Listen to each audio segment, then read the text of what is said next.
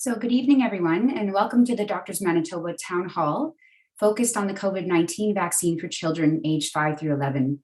We'd like to start this evening by performing our land acknowledgement. So on behalf of the physicians participating in tonight, as well as Doctors Manitoba, I want to begin by acknowledging that medical services across Manitoba are located on the original lands of the First Nations and Inuit peoples, and on the homeland of the Métis Nation. We respect that First Nations treaties were made on these territories. We acknowledge harms and mistakes. We recognize harms continue today, and we dedicate ourselves to collaborate in partnership with First Nations, Inuit, and Métis peoples in the spirit of reconciliation. Thank you for joining us tonight. My name is Alexis Botkin. I am a dermatologist, and I am also a member of the board of directors at Doctors Manitoba. And more importantly, and applicable for tonight, I am a mother of 2 small children in the age group of 5 to 11-year-olds here in Manitoba. I will be one of your hosts this evening, and thank you for having me. And I am joined tonight by Keir Johnson, who is our Director of Strategy and Communications at Doctors Manitoba. I'll hand it over to you, Keir. Thank you so much, Dr. Botkin. Yes, my name is Keir Johnson, and I'm happy to be here tonight. I have an 11-year-old daughter and who is not yet vaccinated, but we think will be very soon. And I'm very interested in the answers to questions coming in tonight about the vaccine from our panel. Before we get started, I would like to wish everybody a happy Hanukkah. I think tonight is the 3rd night of Hanukkah, so happy Hanukkah to everybody tonight. I think we'd like to get into introducing our panel. We have a group of 5 physicians who have expertise in pediatric medicine, infectious diseases, as well as vaccines. And first, I'd like to welcome Dr. Marnie Hanna. Dr. Hanna is a community pediatrician at the Manitoba Clinic, and she's the president of the Manitoba Pediatric Society. She's given thousands of doses of different vaccines in her career to patients, and she's worked for well over 13 years as a pediatrician. So welcome, Dr. Hanna. And next up, we have Dr. Ruth Grimes. Dr. Grimes is a pediatrician at Sterling Lion Pediatrics here in Winnipeg. She is also president of the Canadian Pediatric Society and an assistant professor with the University of Manitoba. So thank you for being here, Dr. Grimes. Thank you. Good evening, everyone. Next, we have Dr. Jared Bullard. Dr. Bullard is the Associate Medical Director at CADM Lab, and he is also the section head for Pediatric Infectious Diseases and an Associate Professor with the University of Manitoba. And I think I saw you on TV last week giving some of the first doses to kids in the province. So welcome, Dr. Bullard. Yeah, thank you for the opportunity. So next joining us tonight is Dr. Joss Reimer. Dr. Reimer is a face that is very familiar to many of us Manitobans, as she is the medical lead in the province for the Vaccine Task Force. She is also a medical officer of health here in Winnipeg. Thank you for joining us tonight, Dr. Reimer. Well, thank you so much for having me. Looking forward to it. And last, but certainly not least, is Dr. Ashley Chopik. Dr. Chopik is a pediatric hematologist and oncologist specializing in bone marrow transplant. She works at Cancer Care Manitoba, and she's also an assistant professor with the University of Manitoba. And she's here tonight for all of the reasons I just mentioned, but also because she's an expert in compromised immune systems with kids. And there's certainly some questions about that we've already had tonight. So welcome, and thank you for joining us, Dr. Chopik. Thank you for having me. So now we would like to move right into answering your questions. So we received quite a few questions in advance of tonight's meeting. And based on these questions, we would like to split the discussion tonight up into different themes. So first, we will focus on what risks COVID-19 poses to children. And next, we will talk about the vaccine and how effective it is and what the benefits are. Then we would like to get into the risks of vaccination, including the safety and side effects. And finally, we will get to questions about accessing the vaccine, the timing of doses, and even more if we have time. We will be watching for questions in the YouTube chat. So please do feel free to ask questions. And I see a few have already indeed come in. We ask that we limit the use of the YouTube chat for questions. That will keep it open and make sure that we don't miss them as they come in. So we'd ask people to avoid from just general discussion or sharing what you think are your own answers to some of these questions. Let's leave that to the medical experts on the panel. And if Doctors Manitoba, if we have some quick answers, we'll certainly pop those into the chat as well. And to ensure everybody has a chance and a turn to participate in the chat and question asking tonight, we have enabled slow mode, pardon me. And that's just a way of ensuring that everybody has a chance to make sure their questions are seen and heard.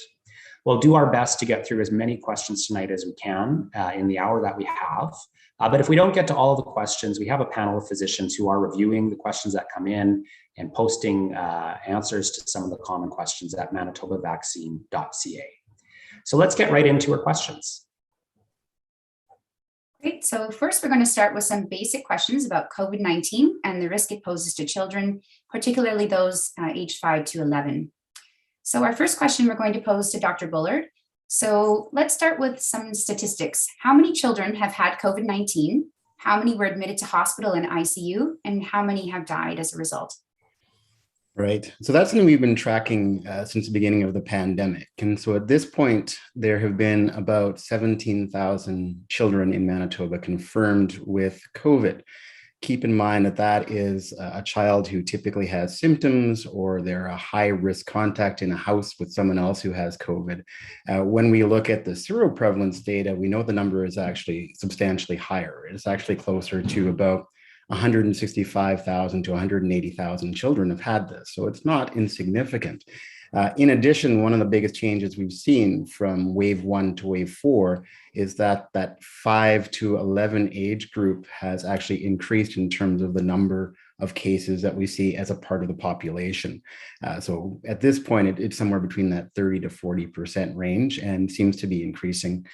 When we look at the number of kids who have been in hospital, about 80 so far have been.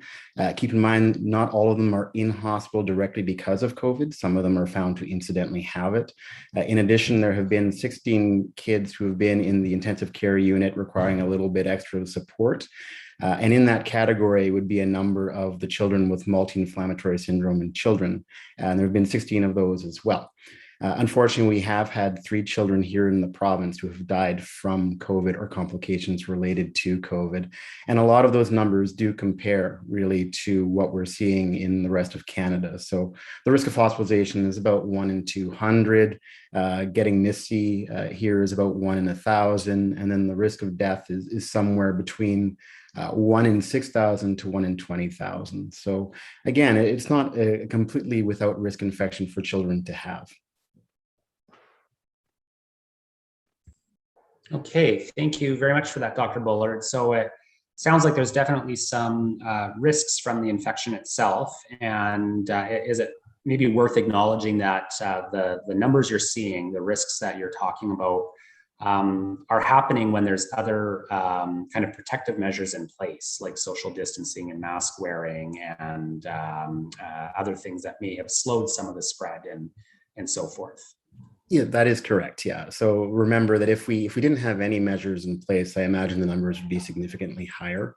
And that would include a lot more children getting sick, having to go into hospital.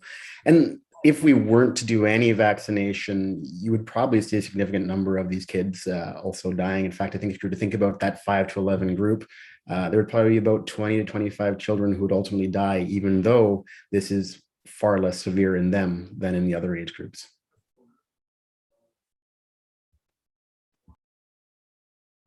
Okay, so we'll move on to our next question. If we could ask Dr. Grimes, could you comment on longer-term impacts to children's health? Okay, so at this point, we have some data that's on the plus side, that we know that children with MIS-C or the multi-inflammatory system disease actually do recover fully. We know that children can recover completely from their pneumonia. There is not data yet on whether children in this age group, even children 12 to 17, whether they can suffer from long COVID. It's even challenging as to what the definition of long COVID in the pediatric population would be. But I can tell you that there is going to be a surveillance study through the Canadian Pediatric Society surveillance program looking at long COVID and looking for reports. I think anecdotally, amongst my own colleagues, we have had ourselves some patients anywhere between these age groups who have recovered from very mild disease, but had some lingering symptoms. And so I think that the concept of long COVID shouldn't be dismissed. I know that there are going to be comments about other acute factors, but I think what we don't know yet are what the developmental and educational and long-term mental health outcomes are going to be. And those are going to be more challenging to identify. All the more reason to want to address acute protection and vouchsafing, children's access to play and school and socialization. Thank you, Dr. Grimes. The next question that's come in is about the risk that COVID poses to children with underlying health issues, including children with compromised immune systems. Are they at increased risk? Dr. Chopik, I mentioned in our introductions, this is why you're here. So I'd like to call on you to answer this question. For sure, thank you. It makes sense that children whose immune systems don't function normally would be at higher risk of becoming sicker with COVID. And so the children that we think of are children who are actively receiving chemotherapy for their underlying cancer, children who've received a bone marrow transplant or a solid organ transplant who remain on immune suppressive medications, children who are followed in the immunodeficiency clinics for different underlying immune deficiencies that they have been born with, and then other children who have autoimmune diseases that are receiving medications that modify their immune system. These are all the types of patients that we talk about who have compromised immune systems that definitely are at higher risk of becoming sicker if they did become unwell with COVID. And we know from looking at studies from basically the entire world that children, especially in the oncology world, have a higher incidence of being admitted to hospital when they get COVID, as well as admitted to the intensive care unit. And it also causes treatment delays, which we really try not to delay treatment for your cancer. And so really trying to avoid these children getting sick from COVID is really important for their overall treatment, and also to make sure that they aren't getting into pretty serious and life-threatening situations from the virus. Great, thank you for that detailed explanation and for the work you're doing. I'd like to pose the next question to Dr. Reimer. So are children really at less risk than older people, as we commonly hear in the media?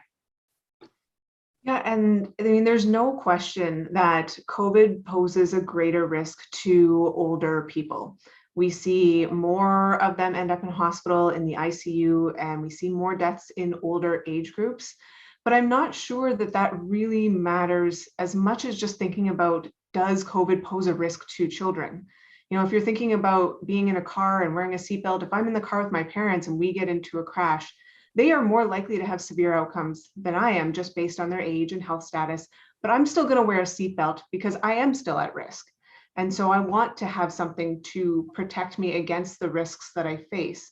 So the question I want parents to be asking is not, how does my child's risk compare to old people, but rather, is my child at risk, and how does that risk compare to the vaccine and the tools that we have available to protect them?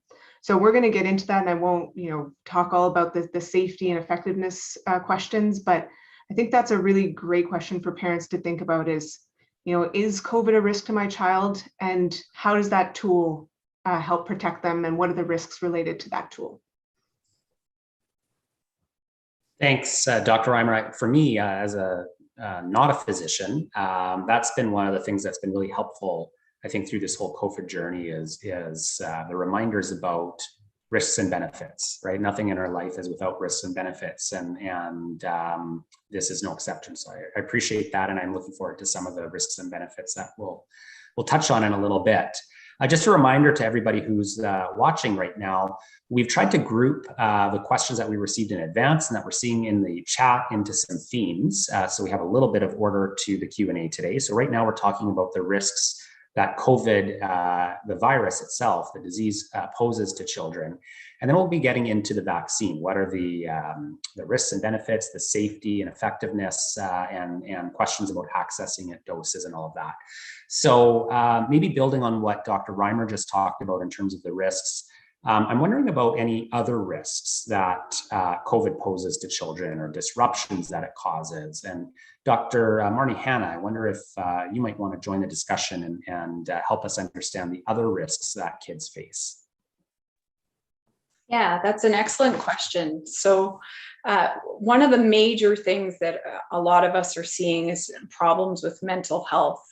There's a lot more anxiety, depression, obsessive compulsive tendencies around cleanliness, excessive hand washing, that kind of thing. Eating disorders have steeply risen. And this is related to disruptions to school and recreational activities, which are important for kids and their self-esteem and their ability to connect with friends.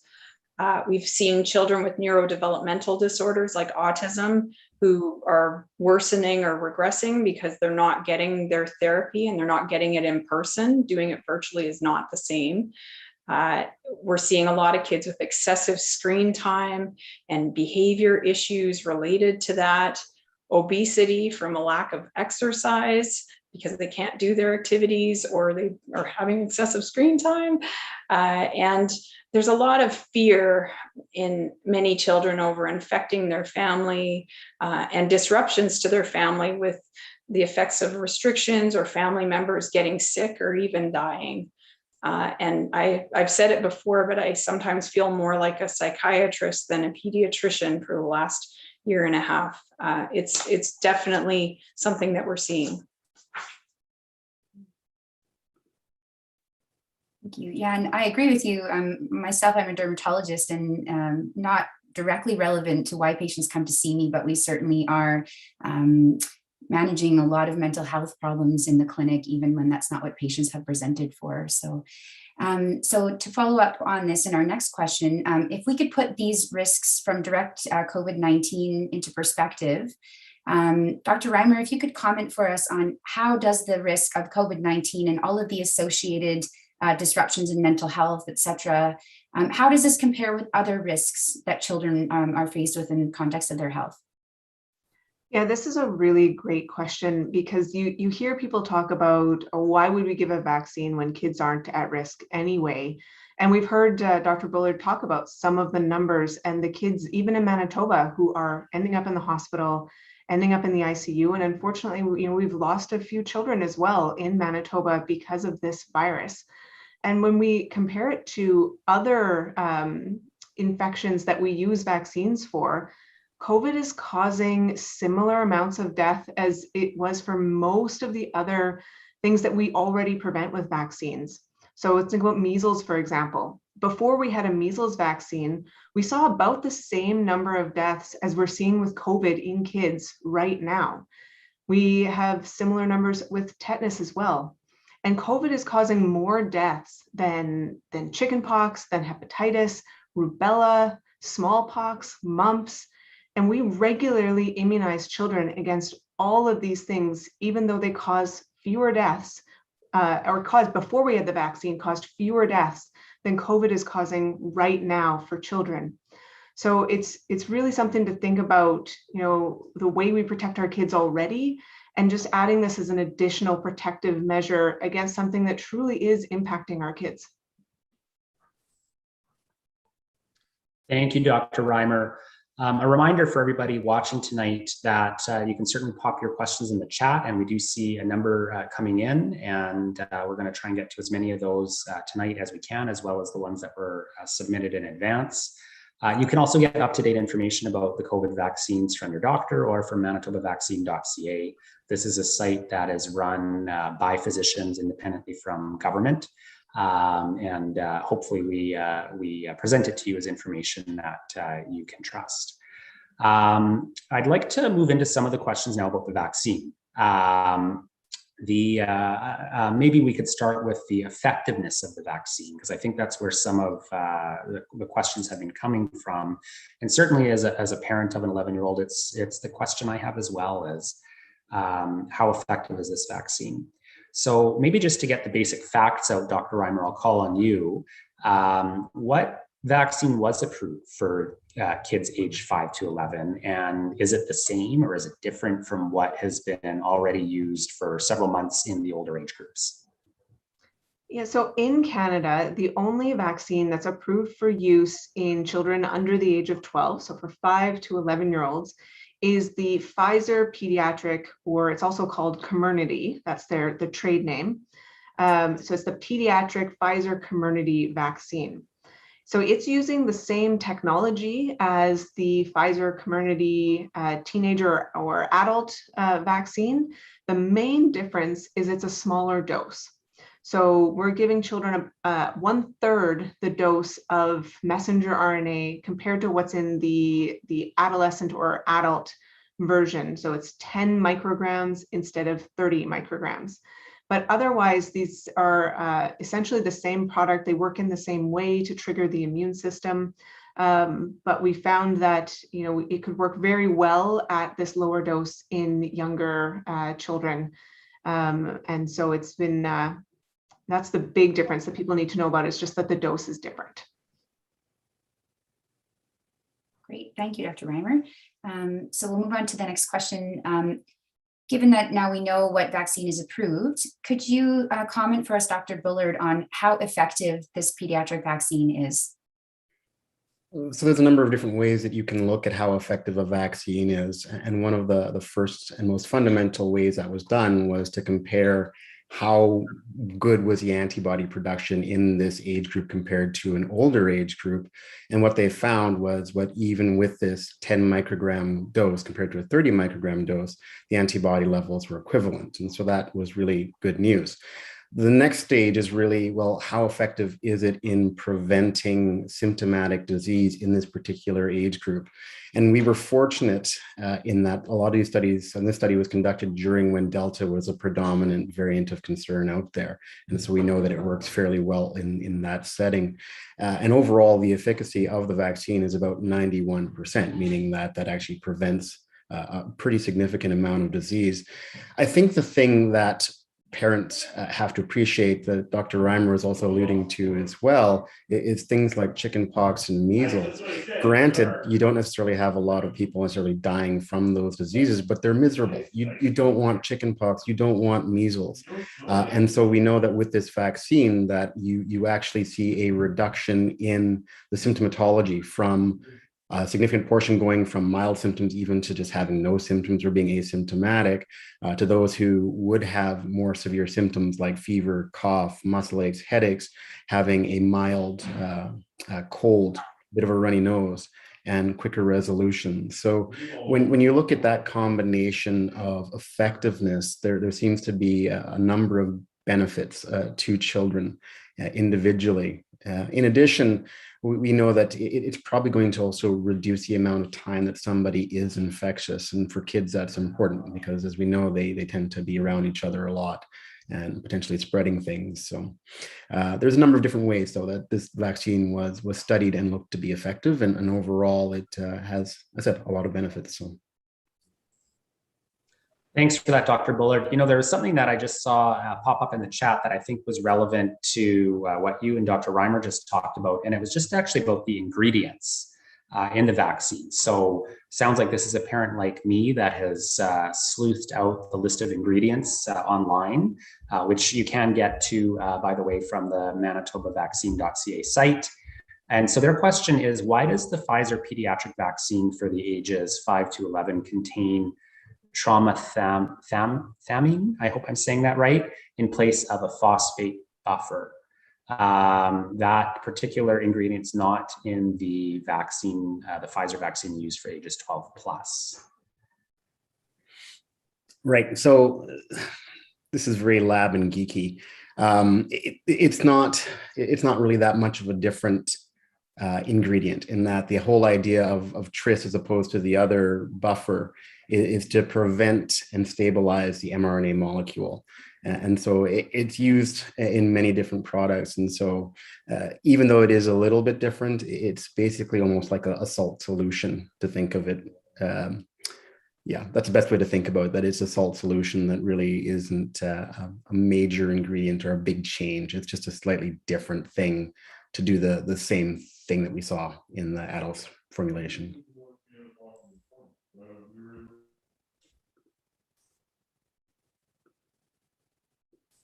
Okay, next, maybe I'll ask a question of Dr. Grimes to pull you back into this discussion. Why don't you break it down for us? So we've heard a little bit about the risks from COVID. We've heard about how well the vaccine works at preventing COVID and symptoms and severe outcomes in children. So what's the bottom line? Why should parents consider getting their child, young children in this age group, vaccinated?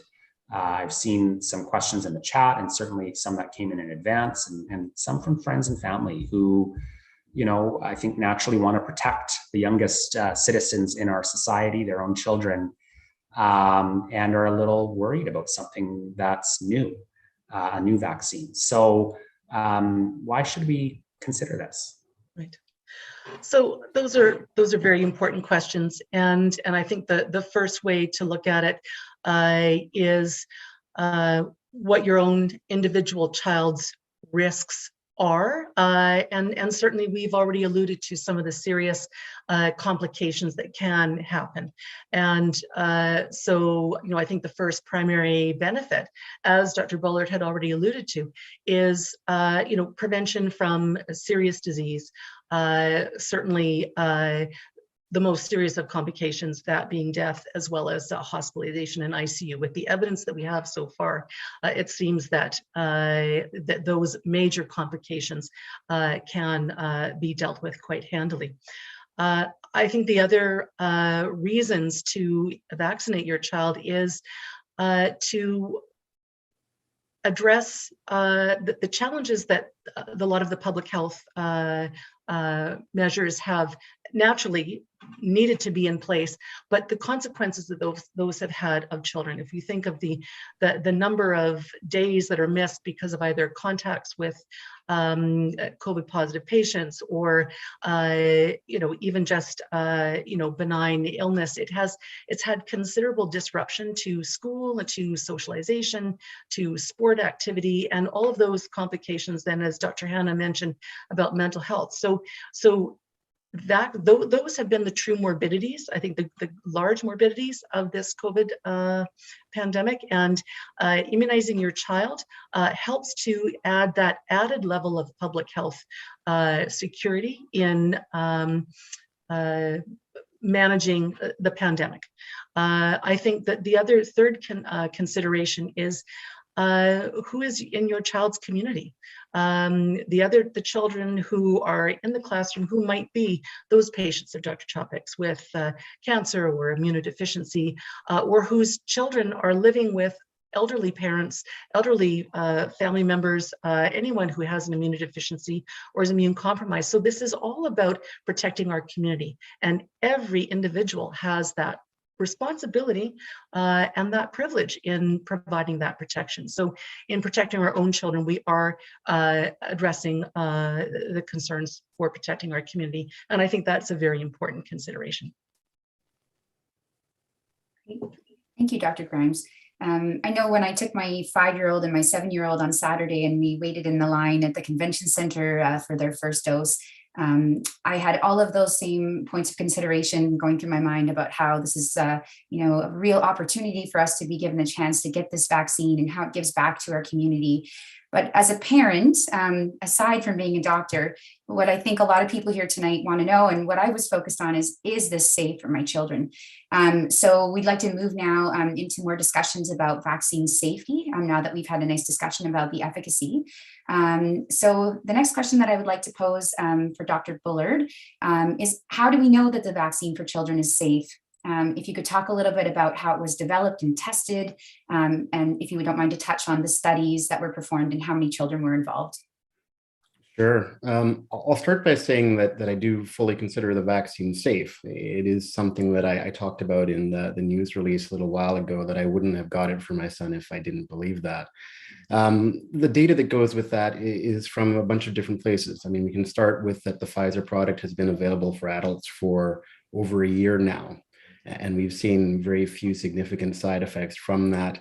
In addition, we've administered millions of doses to children who are older in the 12 to 17 age group. And we also have the added benefit now of seeing many millions of doses administered to the 5 to 11 in the US as well. And that's really important because there's collectively pediatricians are very good at looking for signals that would warn us about safety in this particular age group. And we haven't seen anything to date. So that's reassuring. In addition, we'll be continuing to monitor for any sort of safety concerns or signals going forward. And that's part of the regulation, or when we approve a vaccine, we want to make sure that it continues to do what it does, it's effective, and it also continues to be safe. When we look specifically at this particular study, there were about 2,200 or so kids in the initial study, and that's why it was a little bit delayed too, because they actually recruited an additional 2,200 kids to ensure that the vaccine was safe. And they looked at all sorts of different severe adverse reactions, and they did find some, but it was relatively minor, and a lot of them were actually not related at all to the vaccine as determined by the study coordinators. And so things like having a pancreatitis or a fracture. So those were what we were looking for. And as I said, it's something that we're going to be continuing to do as we go forward administering the vaccine here in the province. And I think at this point we have several thousand, I guess, administered. And Dr. Reimer can probably speak a bit more accurately to that number, but it certainly is reassuring that we have so many people putting all this effort into making sure that the vaccine continues to be safe, because that is the most important thing for parents, is the safety of their children. Thanks, Dr. Reimer. And maybe I will use that as a bit of a segue for our next question. Certainly some interest in knowing what other countries have approved the vaccine for children in this age group. And do we have any idea of how many children age 5 to 11 have been vaccinated with the Pfizer COVID vaccine so far? Yeah, so maybe, just to build on what Dr. Bullard was saying, I'll answer the second question first. In Manitoba, we have given, as of yesterday, at least 11,212 doses to this age group. Now, I say at least because we have a bit of a delay getting some of the data from pharmacies and physician clinics just because of how it gets collected and moves through the system. So we're always several days behind with that information. So the 11,212 includes, our main clinics, but also the beginnings of the pharmacy and physician rollout. But those numbers are going to keep going up as we see all the pharmacy and physician clinics, pediatrician clinics in particular is a new group that was added now as those numbers start to come in. So at least 9% of this population has been immunized already, and we're only days into having it available. So it's been really impressive the way so many people have come together on this one. And we're not alone. There are other countries using the Pfizer pediatric vaccine as well. Dr. Bullard mentioned that millions of doses have been used in the United States for this age group already. Israel, the United Arab Emirates, and Bahrain are also using this product for kids in their countries. The European Union is about halfway through their approval process, so they've had one of their groups approve it, but not their second approving body. So anticipating that probably will be coming shortly. And then there's actually quite a few other countries that have approved other vaccines and are using other vaccines in children. So China, Costa Rica, Indonesia, Venezuela, Ecuador, Argentina, and several others they're not using this product, but they are immunizing young children with COVID-19 vaccines. So this is something we're seeing around the world, and we certainly are going to be watching very carefully in the United States to see if any safety concerns pop up, because we do have that advantage of watching their rollout, about a month ahead of ours. Great. Thank you, Dr. Reimer. And so just given that you mentioned you'll be watching for further safety concerns, I think we'll roll into the next question for Dr. Hannah. If you could please comment on the side effects that are possible for children in this age group of 5 to 11 from receiving the COVID-19 vaccine, and how common these side effects are seen. Yeah, great. So the most common side effects would be local, meaning like on the arm where they get the injection. So I tell most parents to expect that their kids may have some soreness or maybe even a little bit of redness or swelling at the site where they got the vaccine. That's definitely a very common thing to have. It can kind of feel like it's a little bit bruised. Systemic effects, so they may experience fever, chills, muscle aches, fatigue, headaches, achy joints, or less commonly nausea, diarrhea, or vomiting. And that's most likely to happen within 48 hours of getting the vaccine. These systemic effects were less common in the trials with 5 to 11-year-old children compared to people over 12. So it's not something that we're seeing as much, and that is likely related to the dose being smaller. And of course, parents can always give Tylenol or acetaminophen or ibuprofen, Advil, for these effects. That's completely safe to do. Thank you. If I could just follow up for Dr. Grimes, what a lot of parents want to know is, will getting the vaccine be painful for my child? Mm-hmm. So I think pain can be a bit of a relative term, and there's so many other things that influence how people perceive pain. It is a bit of a sharp poke with a pointy needle. So I think it's not, to be realistic with your child, to say that it may very well pinch and it may hurt for a few seconds. The fact that it's a significantly smaller volume, and when we give our standard immunizations, which are significantly higher volumes, and some of them even double the standard dose if we think of our hepatitis B shots, it's not so much the needle, but it's the injection of the fluid into the tissue that is the most painful part. And so this is a small volume, so I think that can be very reassuring. Managing pain in children can be done with distraction techniques, having the child sitting on the parent's lap, hugging, talking, singing, playing music. I mean, there's lots of distraction techniques that can be useful and helpful. Thanks, Dr. Grimes and Dr. Hannah. I'm going to maybe direct the next question to Dr. Joss Reimer, who I know is monitoring what's happening here as well as around the world. And the question is, have there been any serious reactions or deaths from the COVID-19 mRNA vaccine among children? And also, what about adults? So adults, we know, have been receiving these mRNA vaccines for just over a year. Children age 12 plus, maybe half a year, a little longer or so.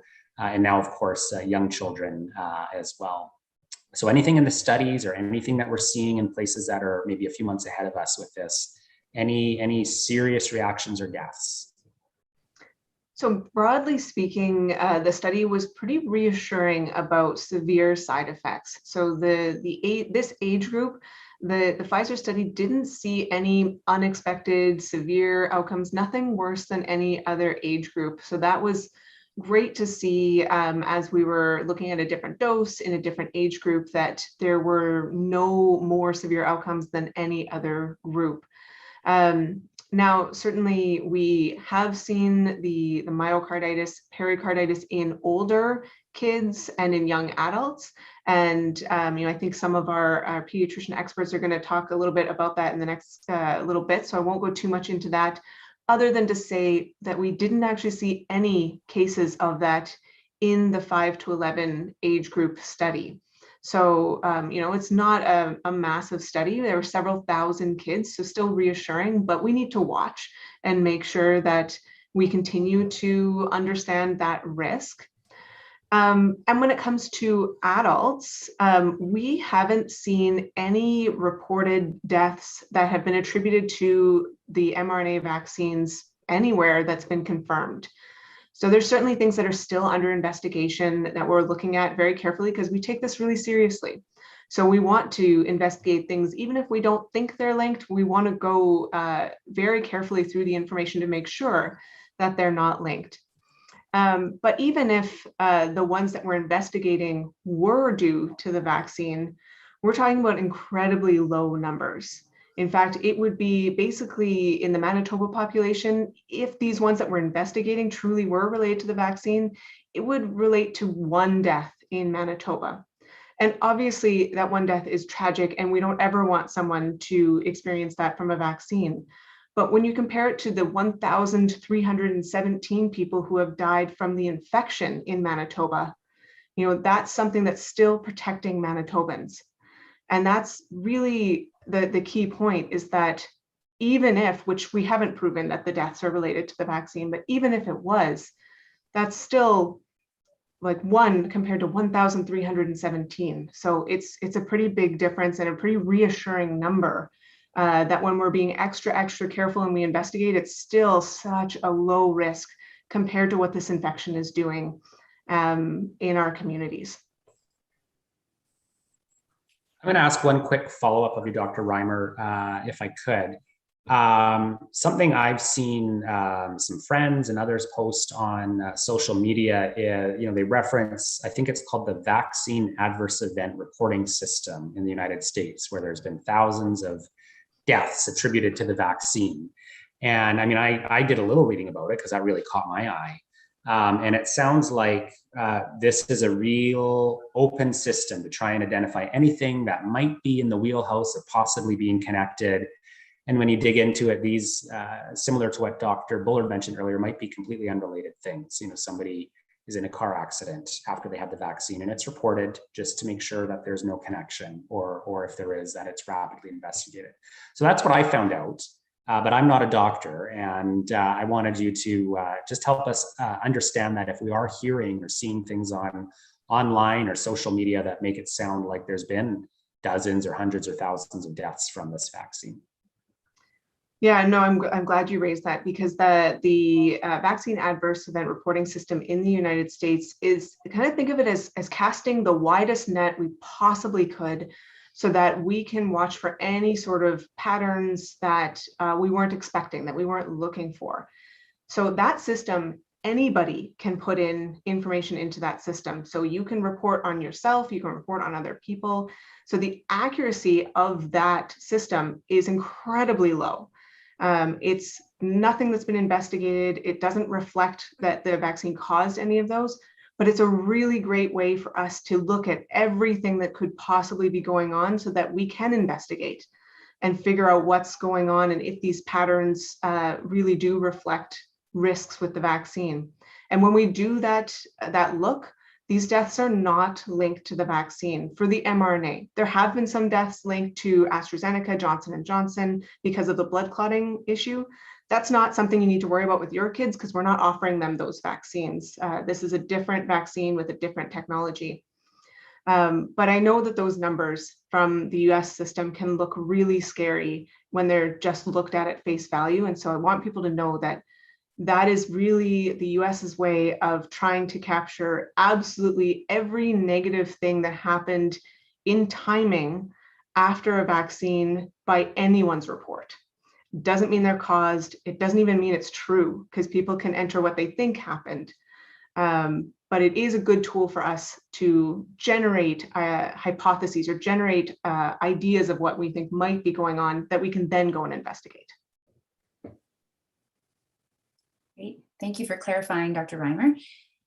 So just a moment ago, Dr. Reimer referred to myocarditis, pericarditis. For the non-medical people that are listening tonight, those are various heart concerns that have been reported with the vaccinations. So for the next question, I'd like to expand on that, Dr. Grimes, if you don't mind. Have you seen side effects directly related to heart issues in the 12 to 17-year-old age group? And are we concerned, as Dr. Reimer mentioned already, we didn't see this safety signal in the 5 to 11-year-olds. But if you could comment on if you've actually seen this heart issue in your practice. Okay.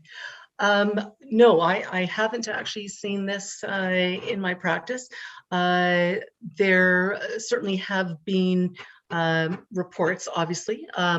We do know that those individuals who have developed myocarditis or pericarditis have had very mild symptoms, have typically not required hospitalization, have been able to be managed as an outpatient, and with early surveillance, and it was actually a pediatrician, a Winnipeg pediatrician trained physician who's living in Great Britain at the moment, who presented a study in the British Medical Journal documenting that there was complete recovery from the myocarditis and pericarditis. So even though this was happening, the clinical significance was minimal to mild and with complete recovery. And so I think that's the most important thing. I think that because we're living this in real time, that is essentially all we can say to the best of our knowledge at this moment. I think we all have questions about long term, so not 5 months, but 5 years and 10 and 15 years down the line, what a COVID infection and what these significant complications could mean. I think only time will tell, but there definitely are people who are interested in looking for the answers to that. I think as it relates to the this COVID vaccination, it's not just the dose that is different, but it's also the timing that is now being recommended. And that dosing between stretching to 8 weeks apart has actually come from Canadian data that serendipitously demonstrated that there is a less likelihood of myocarditis, pericarditis if those individuals 12 to 17 had their vaccinations delayed by 8 weeks. And so that is why we've come around to making this recommendation that this actually will bode quite well, that we will not trigger potentially that complication in this age group. Thanks, Dr. Grimes. I've got a question now about long-term safety. I think we've talked about short-term safety. I'm feeling pretty convinced by what I've heard so far. We've heard about the risks that COVID poses to kids. But we just started doing this last week, didn't we? How do we know that kids 5 to 11 won't have long-term effects when we just started doing this? How can we be sure? And I should have queued you up, Dr. Reimer, but I'm going to put you on the hot seat for this one. You know, I suspected you might, so we're okay here. So I think the best thing I can say is that we know a lot about the immune system and how it responds to vaccines, how it responds to infections. And what we see in every other infection and every other vaccine is a lack of long-term surprise side effects. So certainly if you have an infection and that infection causes damage to your lungs, you may have long-term consequences of the damage that happened right at the beginning. But even with an infection, your immune system isn't 20 years later going to suddenly remember that infection and react with something unexpected and cause damage 20 years down the line. We see the same thing with vaccines. Some people with some vaccines might have a reaction that can cause some damage right at the beginning, and we've talked about some of those already. But we don't see people 5 years, 10 years, 20 years later having some unexpected damage to their body because of their immune response. And so we're very reassured that this will be the same thing because the immune system hasn't changed.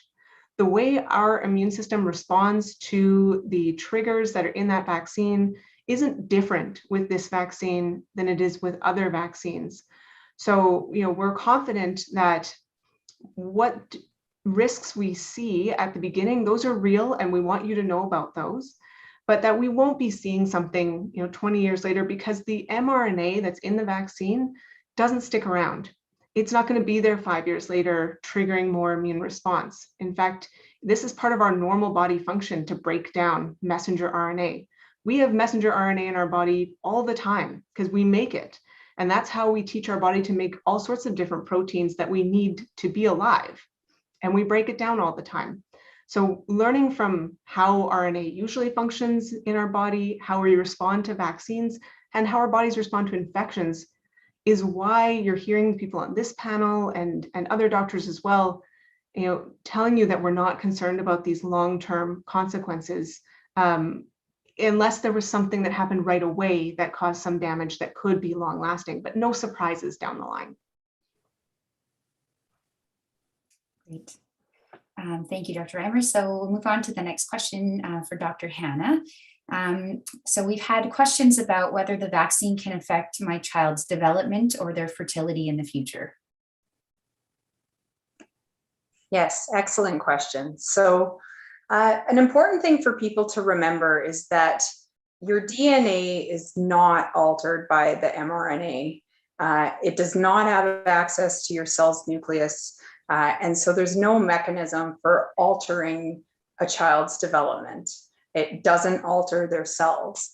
And on the other hand, those with developmental delay or neurodevelopmental disorders like autism are actually at significantly higher risk for severe effects from COVID. The list of children that are more likely to have bad effects from this includes Down syndrome, seizure disorders, those with feeding tubes, which is usually because they're developmentally delayed. So that's something to keep in mind. And if you get really, really sick that in a child, that can lead to developmental delay. So it really makes a lot more sense to get the vaccine. When it comes to fertility or concerns about puberty, there is no evidence at all that there is issues with this, with getting the vaccine for boys or girls. There has been misinformation in the past that found similarities between a placental protein called syncytin-1 and the COVID spike protein.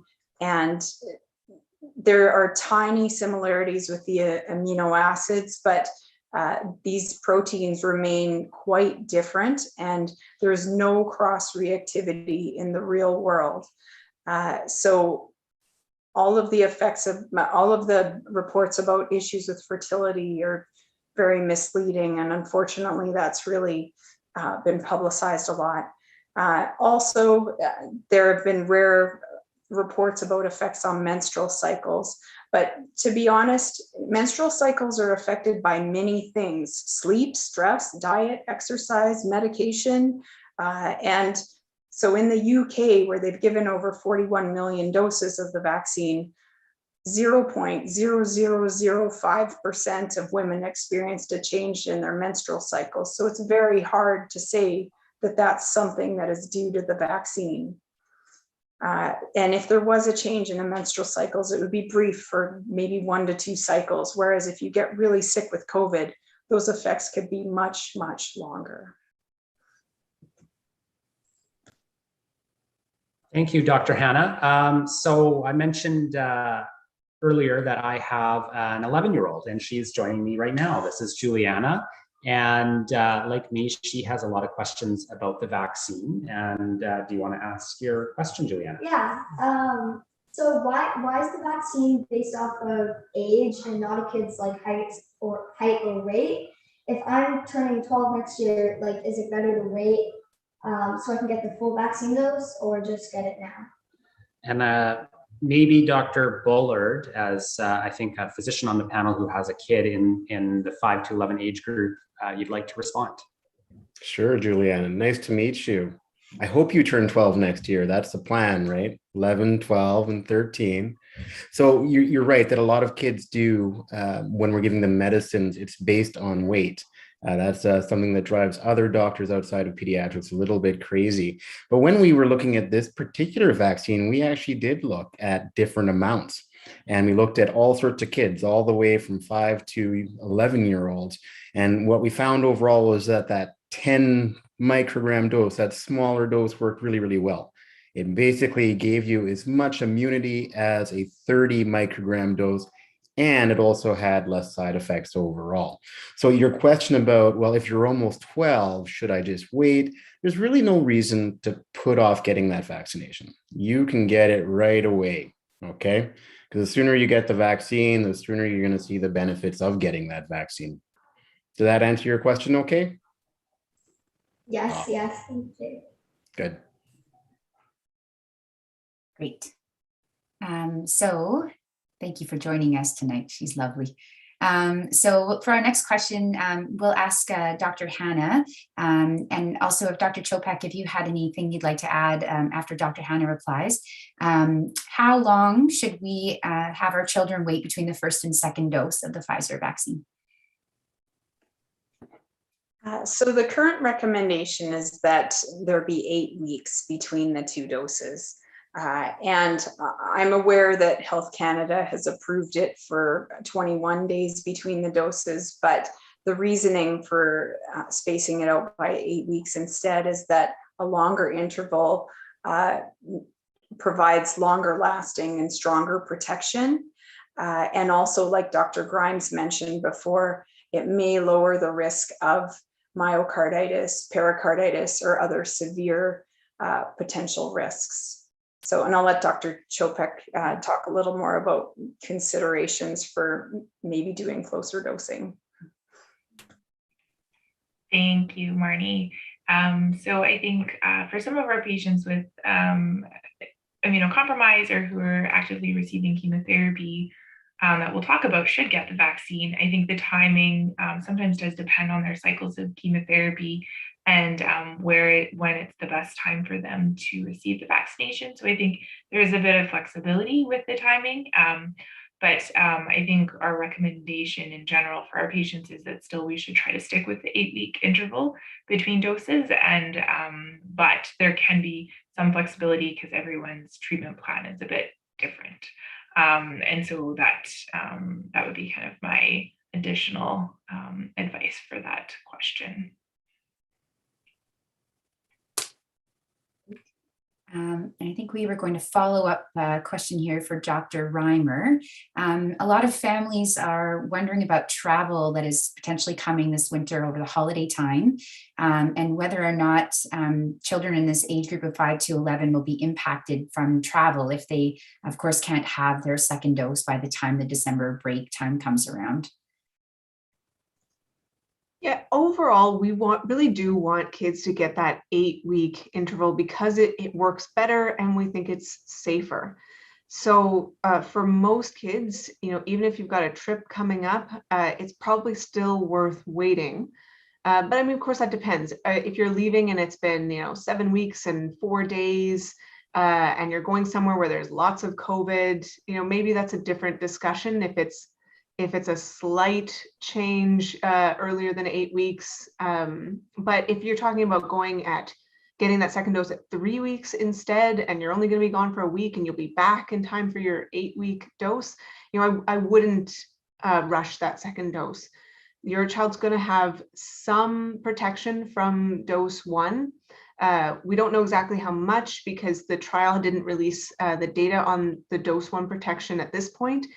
But with adults, we saw that, they had like 70 to 80% protection even from that first dose. So probably similar in kids. And so just to get them that best chance long-term of both being protected and even the best chance of not needing boosters is also an important thing to think about. We just really do say, wait the 8 weeks. Of course, talk to your doctor if you have something really specific that you need to go through that is specific to your child and different from what we're going to say for the general population. But overall, that 8-week is really trying to give your child the best chance of having a safe and effective vaccine. The one exception I do want to mention, though, is for children who live on First Nations communities, because we're seeing lots of outbreaks happening there, a lot of school disruption, and some more severe outcomes in those kids. So the First Nations Pandemic Response Coordination Team, led by Dr. Anderson, is advising that these kids go and get that second dose sooner because they want that protection to be as fast as possible because of the more severe outcomes that they're seeing.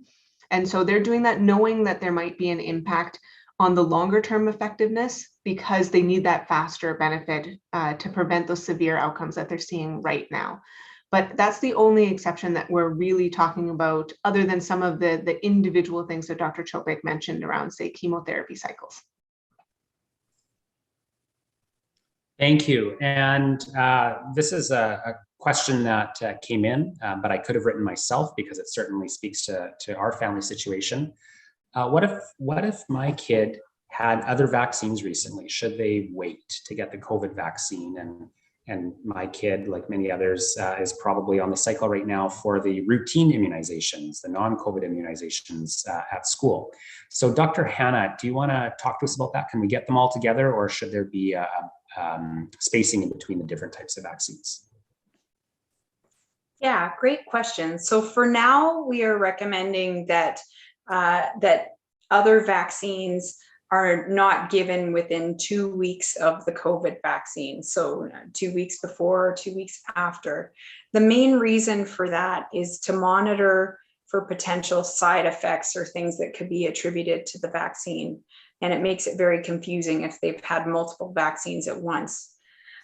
However, there may be special situations where a family will not be able to come back for the other vaccines for some reason, or as a physician, you're worried about compliance, or if children are really behind, which unfortunately has been a major problem during COVID, because many people have been afraid to go see their doctors or seek medical care, and so we don't really want to miss those opportunities. So it would be good to have a good discussion with your doctor about it if that's a situation that you're in. I strongly suspect that the recommendation for waiting 2 weeks may change in the future once we have a really good handle on what the side effects are related to the COVID vaccine, because that's what happened with, we were initially recommending, having 2 weeks and 4 weeks kind of around the vaccine with older people previously, and then that got changed more recently once we had more information. Great, thank you. Thanks, and I'll just mention, Dr. Botkin, before you ask the next question, that I see a note here from Dr. Reimer that's just reminding people not to cancel or skip existing appointments or school-based appointments for other vaccines, flu shots, routine immunizations. Keep those and then schedule your COVID vaccine accordingly. Talk to your pediatrician or your family doctor about it if you have a concern. Sorry to jump in there, Dr. Botkin, over to you. No problem. So for our next series, there's a few questions we'll put together for Dr. Chopik. So Dr. Chopik, in your line of work, you deal a lot with patients that have compromised immune systems. And you've already talked to that point a little. I wonder if you wanted to add anything further, any other intricacies around vaccine administration or timing for these children. And then also if you could comment on if there have been any studies done in children that have had COVID-19, and if we think that they should still go ahead and get a vaccine, or if it's effective for them. Great, thank you. So as I've alluded to before, we are really encouraging children who are immunocompromised to be vaccinated for COVID. And so that includes children who are actively receiving chemotherapy, as well as children who are anywhere 3 months after their bone marrow transplant. And so some of those patients have very unique situations. And so all of the doctors at Cancer Care Manitoba that I work with, feel free to speak with them or our nurses to talk about your individual situation. But on the whole, the directive is for children to receive the vaccination as any other child who's 5 to 11. And also children who've already completed their chemotherapy, so they've gone through treatment and are done, then those children, whether it was they finished chemotherapy a few months ago or whether they're many years out, because we're getting calls from lots of our survivors from years ago, that they also should proceed and have the COVID vaccination.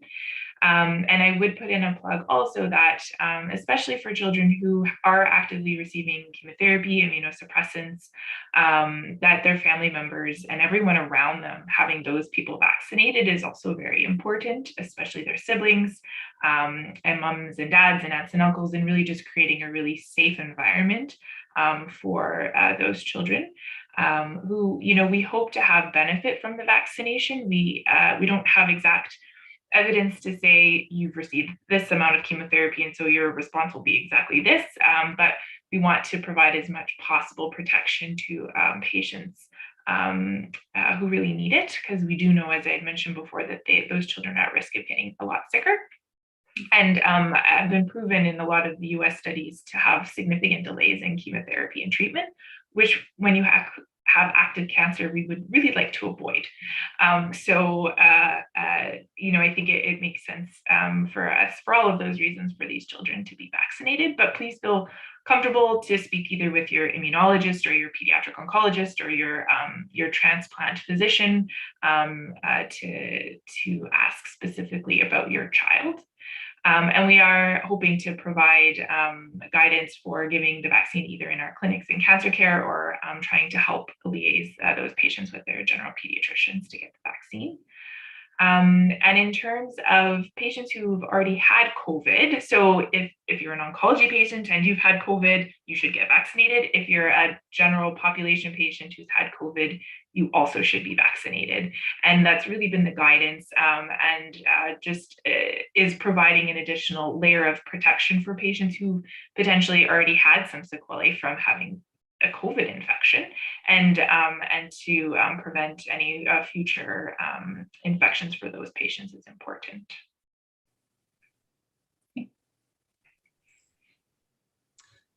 Thanks. Maybe a follow-up question just about allergies. So for children who have allergies or asthma, is this vaccine safe? For example, one parent asks, is it safe for my kid to get the vaccine if she develops some hives after getting the flu shot? Dr. Bullard, could you field that one with your infectious disease expertise? Absolutely. It's one thing, actually, I guess, when you're an infectious disease specialist, but sometimes I think doctors acknowledge they don't always know.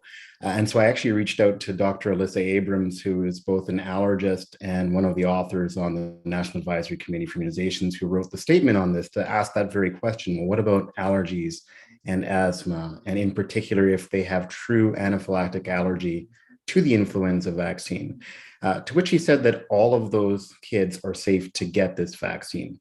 What they would do is a little bit different, in that they would observe them for a little bit longer. And then she also stated very specifically that you should go and confirm that you in fact did have an allergic reaction by seeing an allergist. So I think that overall, again, this vaccine is proving to be exceptionally safe across the board, including for these kids who have allergies and asthma. Thank you very much, Dr. Bullard. For people whose children are just on the cusp of turning 12, how should they handle the first dose and the second dose? We heard earlier not to wait, but will they get the full-size dose once they're 12 for the second dose? How does that work, Dr. Reimer? And maybe I'll also ask you at the same time, going forward, if eligibility will be based on age or year of birth. The studies looked at kids who were the age that they were when they're in the study. So they looked at kids who were 5 to 11 at the time that they were in the study. And so that's what's been approved by Health Canada and recommended by NACI. And so that's what we're doing here as well. So we're saying if you are 11 when you are getting that dose, then you should be getting the dose that was studied in 11-year-olds. But if you turn 12 by the time you're due for your second dose, then you should get the dose that was studied in 12-year-olds. So it's not that there's anything magical about turning 12 that means your immune system is going to be totally different. What it means is that that's the best evidence that we have. We have a study that looked at 11-year-olds and found that the 10 micrograms created a strong immune response and was very protective. And then we have a separate study that looked at 12-year-olds with the 30 microgram dose and found that it was very effective and created that strong immune response. So we want your child to get the best option that we have available based on what's been studied. So you might get both. If you're almost 12, you might get a pediatric dose for the first one, and then the full dose for your second dose, and that's okay. And likewise, we're going to be using the age at the time of immunization, at least for now. The only reason we ever switched to the year of birth was because of the school rollout. It's really, really tricky for us to do age-based programs when you're in a classroom that has kids who are different ages, but all born in the same year. And so, because there was only a couple months difference, we really were trying to facilitate an efficient and simple and effective program rollout. And that's why we used that 2009 cohort. And then now that we have options, though, we still want those 2009 kids who are almost 12, but not quite, to get the dose that's been the most studied for their age group. So even though they were previously eligible for the adult dose, we're saying, well, let's give you the best evidence dose that we have. So we'd say, get the peds dose now. Maybe in the future, if we keep doing the school rollout, we might have to look at another year of birth type approach. But until that becomes an issue, we really want to follow the science as closely as we can. Excellent. Thank you, Dr. Reimer. So there's been such wonderful discussion tonight, giving confidence to parents around pursuing the COVID-19 vaccine for this age group. Our next question, I would like to start with Dr. Hannah, and then maybe we'll get some other panelists to weigh in. Now that the parents are feeling ready, how can we get our children ready, particularly if they have a fear of needles or vaccines? So Dr. Hannah, if you'd like to start, and then maybe we'll ask Dr. Bullard and Dr. Grimes to weigh in. Excellent. Yes, so I too have a child that was not that excited about the thought about getting a needle. And so that was definitely something that I took into consideration when I made plans for this. And to be honest, this is the first vaccine she's ever been excited about. And a big part of that was because we talked about it positively at home, and she saw how excited we were to get our COVID shots. And she knows that this means something big for her, and that, it's going to make it safer for her to do her activities and go to school. Really, if possible, if you know your kid's really anxious, try to book their appointment in an environment where they feel safer. So like with their usual physician, if possible, and in a place that they're familiar with. So, or with care providers that are used to giving vaccines to young children, because it can be different. Like, I know Dr. Bullard has described us as ninjas in the past, like we have to give it fast. We hide the needle beforehand, like we have many ways of making this easier for these kids. And we welcome distractions. So normally screen time is kind of evil, but in this situation, we encourage it. And, bring music for them, like whatever makes it easier. We don't care. And having some privacy for the child, often it helps to not watch other kids in the family go first, because that often just freaks them out more. And give the child a choice about how they get the vaccine. They're not getting a choice about if they get it, but how. And so they can sit on their parents' lap or, be hugged. My daughter brought like a sleep mask and put it over her eyes so that she couldn't see it beforehand. And that helped her deal with things better. So there's many little things that you could do. Thank you. Dr. Bullard, do you have anything you'd like to add? Pretty briefly, I'd say that most parents have a good sense of what their children like and know their kids best. Likewise, my son doesn't like needles, is what it came down to. And so it was a lot of discussion in and around the process and what to expect. And I think that he really liked the comparison. As an infectious disease doctor, I've had many, many vaccinations. And I was explaining that it just relatively is a lot less. And then I think that Dr. Reimer did a great job in actually convincing him to get it and distracting him exceptionally well. And plus, the carrot of going on TV to get a shot sometimes helps. So. Thank you. And then Dr. Grimes, I'll follow up and ask, we had a question about whether numbing cream like EMLA could be used. Yes, so EMLA can be used for any immunization. The key is making sure that you have an idea of where the vaccine is going to be given. So this is going to be applied to the deltoid. So that's the big muscle right on the side of your arm. You want to be applying it at least an hour before so that it does have a chance to provide some topical anesthesia beforehand. I think children, well, like all of us, anxiety always is worse than the real thing. Anxiety accentuates pain, and giving children control, where, as Dr. Hanna said, you don't necessarily have the choice in this age group, in these instances, to choose whether you're getting it. But to have control over the environment, the situation, how it's being done, count down to 3 or don't count, just do it. Again, taking the time to ask the child what is going to help them cope the best, and being honest. It doesn't do a child any favor by saying this isn't going to hurt. It is going to hurt, but it's not going to hurt long. It's not going to hurt forever. And you'll be surprised that it will only hurt for a few seconds. I also wanted to mention bribery. Offer your kid a treat afterwards. When I took my children on the weekend, we were at a super site, and I had one child who was a rock star, no fear, super excited, and the other one, total opposite.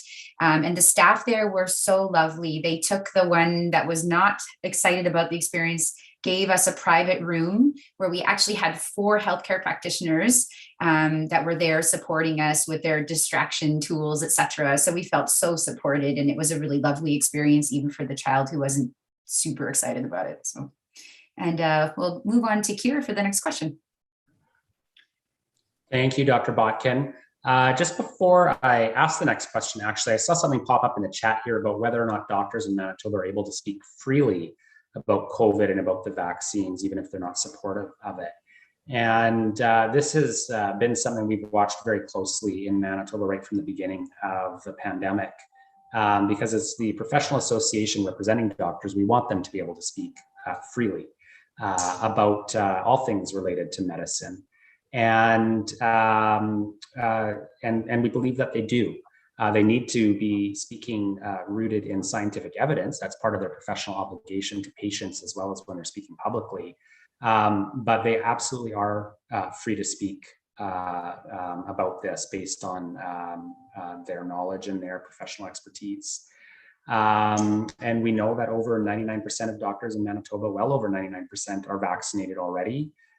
Just like everybody else, there's a few who may be going through a personal health journey where they're timing their vaccines differently and all of that. So that's very encouraging indeed. So in terms of the next question, I'm surprised that this word hasn't come up yet, Omicron. I want to know if we should be maybe waiting to get kids vaccinated because of this new variant of concern that we've just heard about over the last week. Will the vaccines work against it? Should we wait for kids to see if they come up with a vaccine that's better? Should I wait to get my booster shot until we know if the vaccines work against Omicron? Maybe Dr. Reimer, I'll turn that one over to you. Yeah, Omicron has been causing a lot of anxiety, and we've been seeing news reports with some pretty dramatic headlines.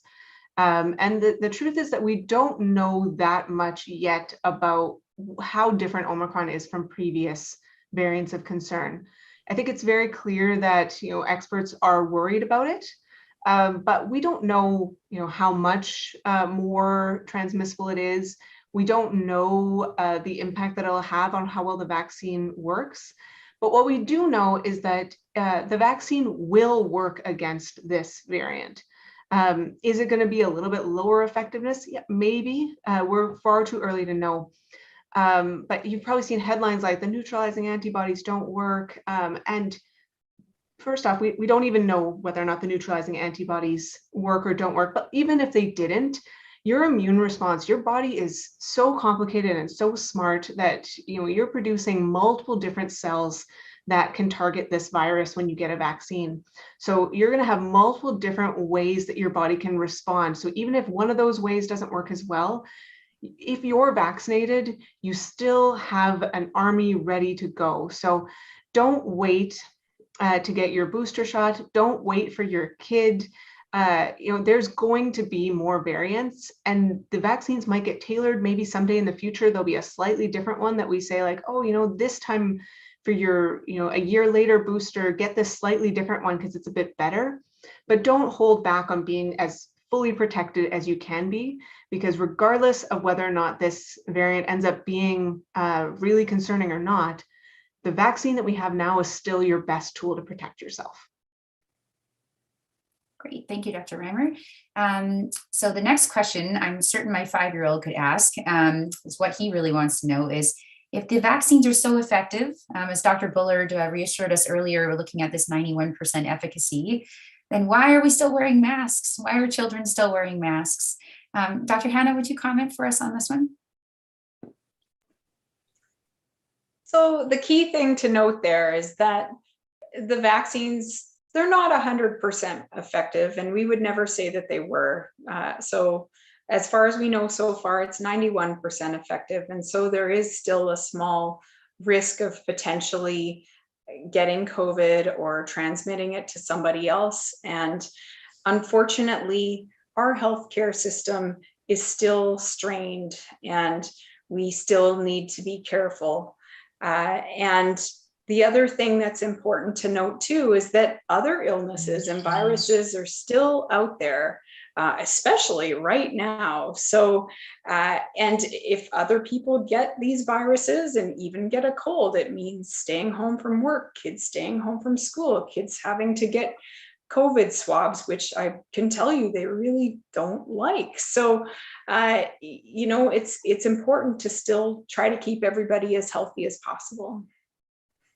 Great, thank you. And I'll do a little follow-up there for Dr. Reimer. Will the restrictions that allow only vaccinated persons into restaurants and other places be extended to children in the age 5 to 11 group?